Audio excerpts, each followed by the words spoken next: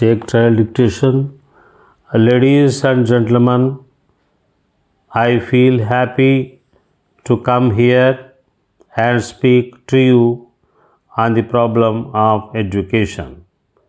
It is likely that the views which I express may not be in consonance with those of others. Get ready. 5 seconds.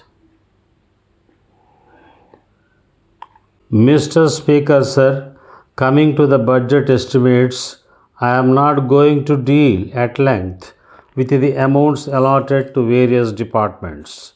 I shall deal only with the major policy of the government which should be adopted in future for the welfare of the state.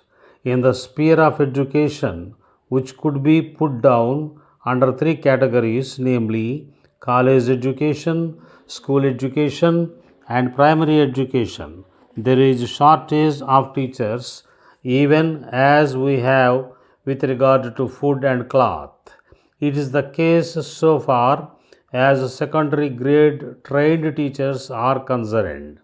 In order that there may not be any shortage of the teachers, and to get over this situation, I suggest that the minimum salary for teachers should be raised from the present level. Along with the shortage of teachers, we also see there is insufficient equipment by way of building accommodation also. A suggestion has been made by some honorable members that the number of pupils to be managed by one teacher should be increased. I think the better course would be to introduce the shift system so that another shift of boys might also receive education without constructing new buildings. In a school building which can normally accommodate 1000 students, we can have 2000 students without constructing new buildings. I made mention of this to the Honorable Minister for Education also, and I hope he will give his consideration to it. If that is adopted, we need not bother about the construction of new buildings immediately. Of course, for permanent institutions, we can construct buildings according to the convenience of the finance of the government. It may also be noted that the shift system in the matter of education is being adopted in some Western countries also. I wish to say a word about land revenue and agriculture. The river Kaveri is running through my district, Coimbatore, Tiruchi, and some other districts. There you have forest lands. Several departmental officers have recommended that these lands may be covered into wetlands. It is capable of producing fine paddy every season. There will be no need for the grant of any subsidy. If you only dig 4 or 5 feet, you are able to get fine water very easily.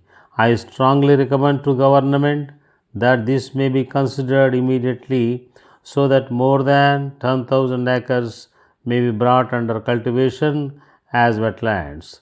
I am sorry to say that the health of the people doesn't receive as much attention as it ought to.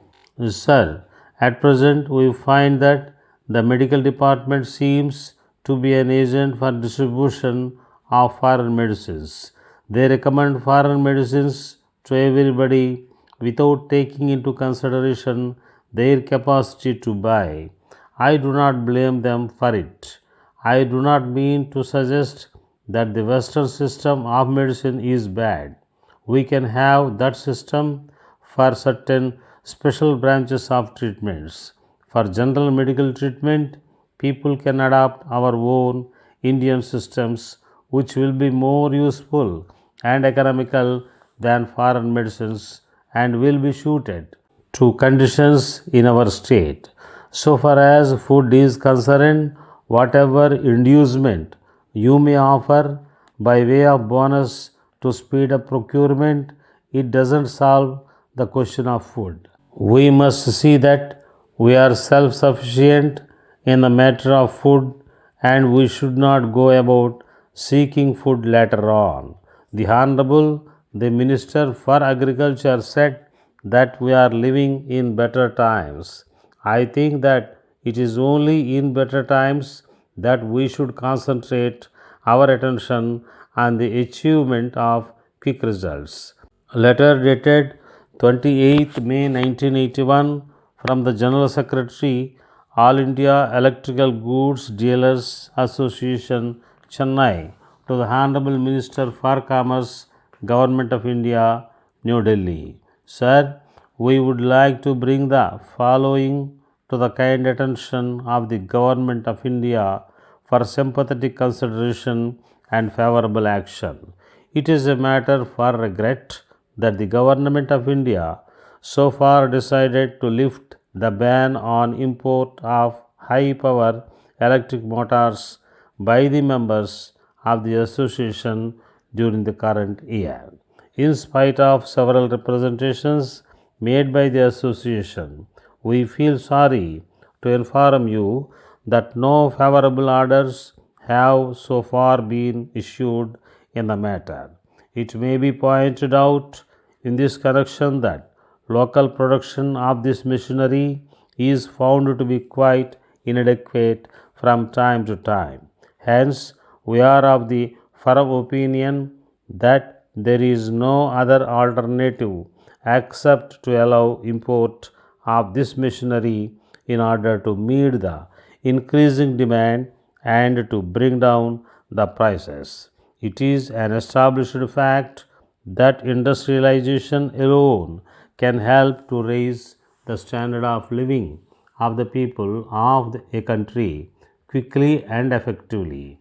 In these circumstances, we appeal to the Government of India to kindly take into consideration all aspects of the matter and pass early orders to allow import of this machinery by the members of our association.